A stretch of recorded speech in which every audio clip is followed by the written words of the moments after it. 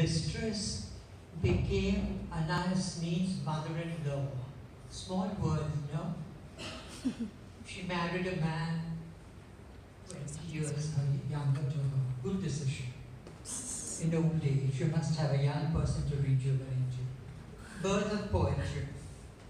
And so it came to pass in my young age, when I had no name, that I came to belong to a race, the race of poets.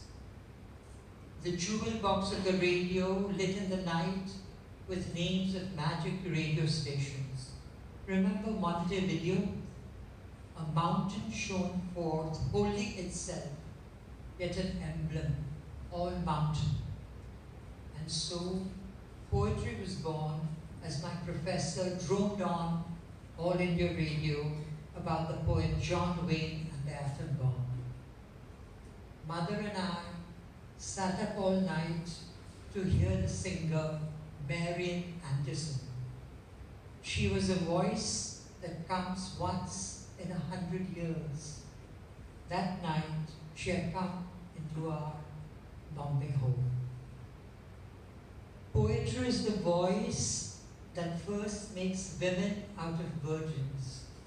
Poetry is the voice that first makes women out of virgins and then out of women makes widows. There are men dead of toil or of bullets. So a million Madonnas rising out of the sea, as a million Mount Marys of Bandra sink back into the sea with their blessings. Men are angels with clapboard wings, and the more they flap them, the less they fly. But the poetry is that they cry. So every lazy poet sleeping late every day pisses on all the world's workers. And anyone mocking a single martyr spits on all the world's young idealists. So that when the poppies peek out of the rocks amid the Iranian grain, then suddenly it's the Monet print gone bitterly haywire. And instead of a parasol, you see a descent of parachutes and a heavenward ascent on a prayer.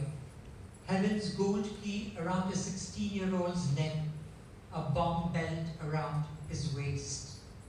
What waste if my friend Ifti Naseem, the poet, had been killed reciting that poem against the Pakistani dictator. Now he has more sense and wouldn't do it again since he has survived.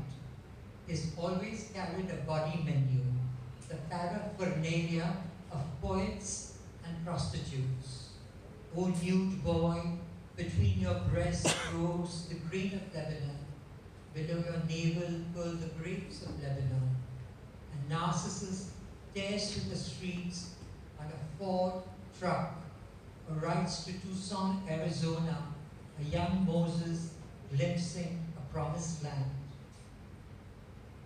I saw the moon tonight over Chicago's towers, a second-day moon when with sisters wish for brothers. My sister has taken up a pen. She does not weep. She sits beside me at the movies, pitying to see me weep and weep over the fate of celluloid poets, reading over not blood but ink. And Shahid Ali returns each summer to Kashmir in search of a poem. A 14-year-old Orpheus runs into the ground, springing back yearly as a Narcissus. And then Anais Neem saying, all workers and poets will be killed by power. All workers and poets will be killed by power. Or for a lover who doesn't snore. Where did Anais' legacy end up? With a young lumberjack, an Orpheus out of the West, heir to her blood rhythm, jazz rhythm, to the prairie school and of Duchamp playing chant with Buddy or Beatrice Wood. Ah, Beatrice again. Dante's and D'Annunzio's and Duchamp's and our own Beatrice of our own very alley. Ifti telling me at the Pride Parade, Dante said, if you don't stand up and be counted with